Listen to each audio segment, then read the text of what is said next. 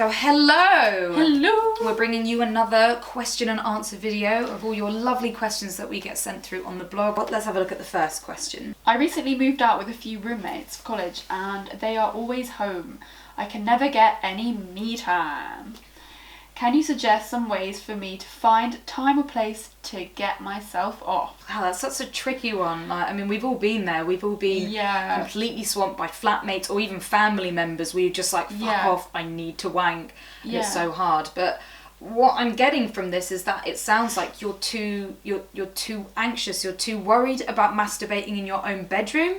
I mean, is this because you can't, like, because you think people can hear you? Are you naturally quite loud? I mean, most of the time we worry so much about other people hearing us and nobody can. No, but like, they can't. At all. You know, we lived in separate rooms next to each other and we were so open and loud with our own sex lives, but we never heard each other. No, really didn't. Ever.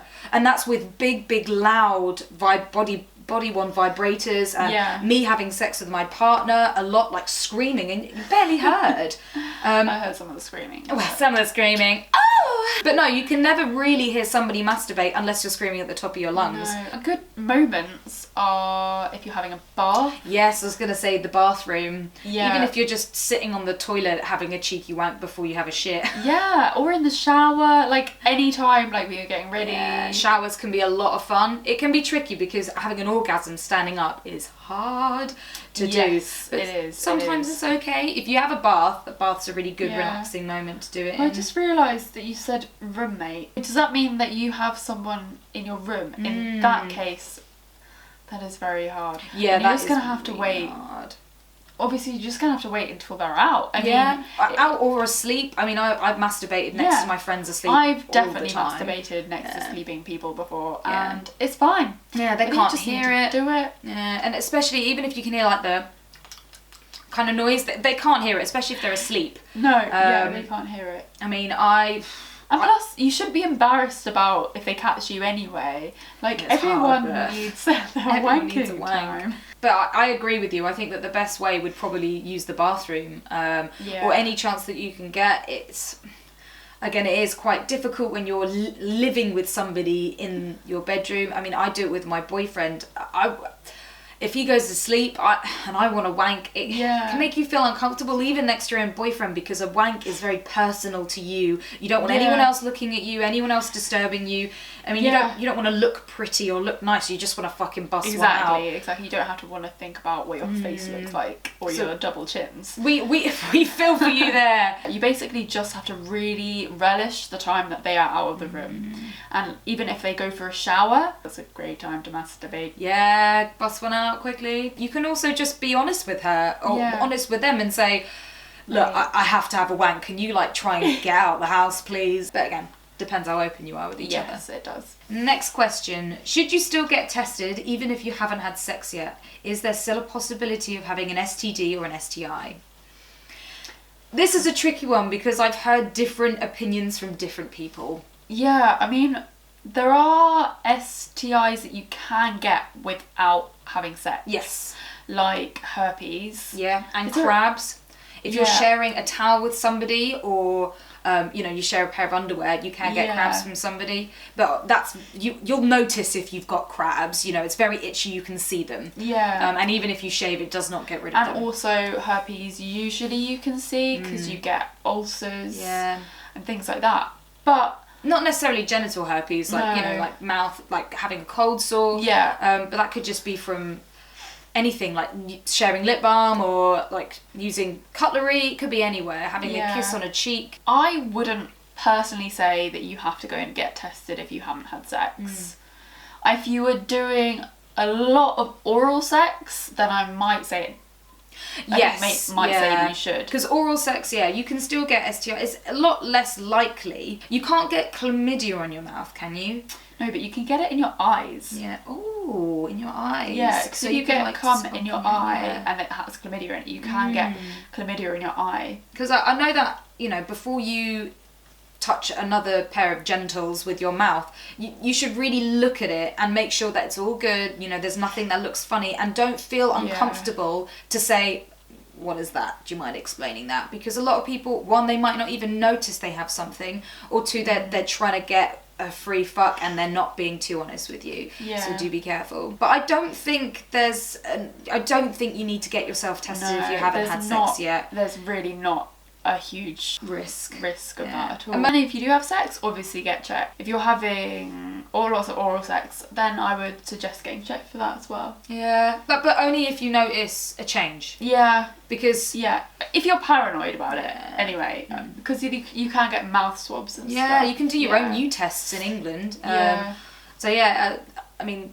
And also, it's not an STI to have thrush in your mouth. Thrush is very common to get, like, us girls get it all the time with our vaginas, and you can get it in your mouth. It's pretty gross, and it looks like a white, thick tongue. And I guess you can pass that from mouth to mouth, but it's not anything to worry about. It's only the big STIs you do need to worry about. But just to make everyone else aware, you should get tested regularly if you are having sex. Yeah, unprotected sex. Get yourself tested. Even if you are after every person, I would say even if you're having protected sex, I would still get checked at least every 6 months, just in case anything has slipped through. Yeah, that's true. I agree with that.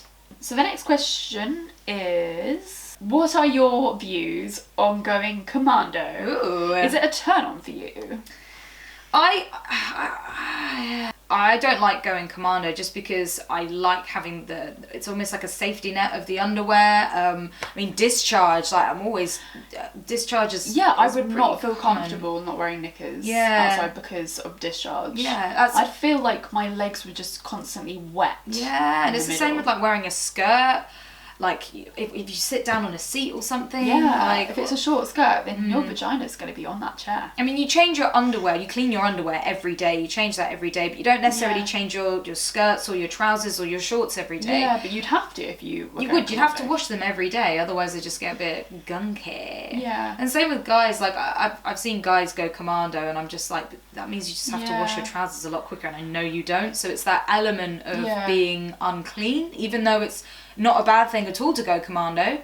I can see how it is a sexy, like, a turn on for a guy. Yeah, like, for a girl to be like, commando. Ooh, I have no knickers on. Yeah, but in reality, it's like, not going to be comfortable for us. No, there's bare discharge everywhere all the time. It's just the way it is. Yeah. And the underwear catches that. It's a nice fantasy. It's a nice thought. And maybe, like, I don't know if I'd ever do it.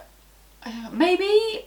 might do it. I would do it for fantasy, but as like a fun thing to do, like a random... Going outside, I'd feel uncomfortable. Yeah. Like, I mean, I don't mind not wearing underwear and being naked during the day. Or, yeah, of course. In my own home, then I'd be fine with it.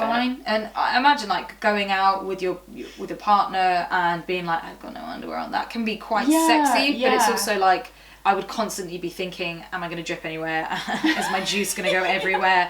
And like, what if you got too turned on? You just like slid across the table, like... You just had like a drip rolling down your leg. Oh yeah. That creamy cream. Not okay.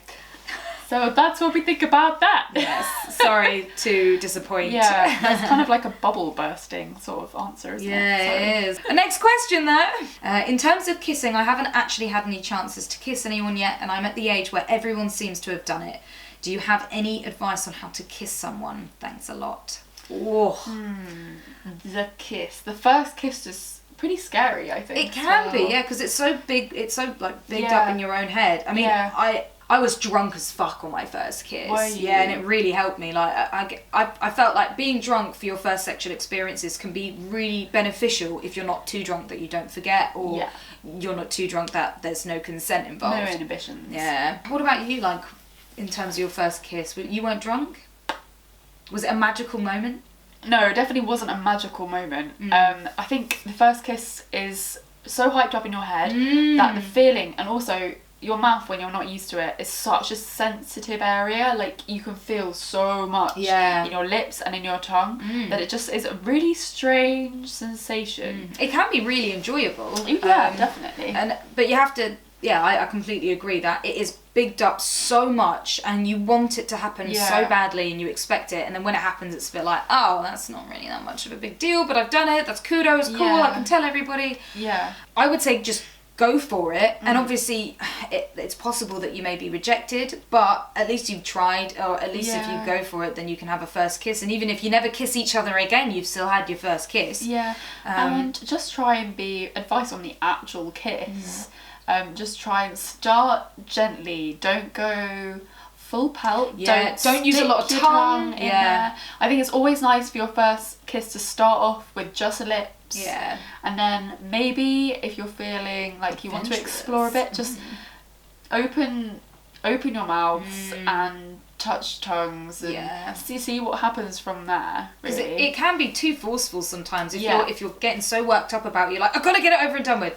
Yeah. And it can be a bit like teeth chattering and a bit too much, and as long as you take it like nice and slow, then there can be no communication issues there. Gentle is a good word. Yeah, I think I remember my first kiss being way too much tongue. Oh my god, too much tongue. Yeah. But I felt like that was probably for me the alcohol. Like, I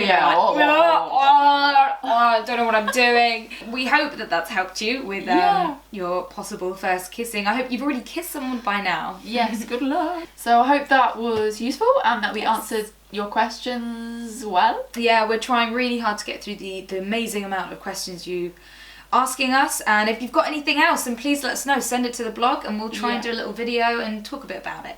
Please subscribe to our channel and we'll answer more of your questions. Comment below if you have any other questions. Don't forget to subscribe. Or if you have any other answers for the questions that we've answered here. Yeah. It would be really great to hear from you. All your experiences are very valid. Extremely valid. We love to hear them all. Yes. Give us a like. Yes. And we shall see you next time. Bye. Bye.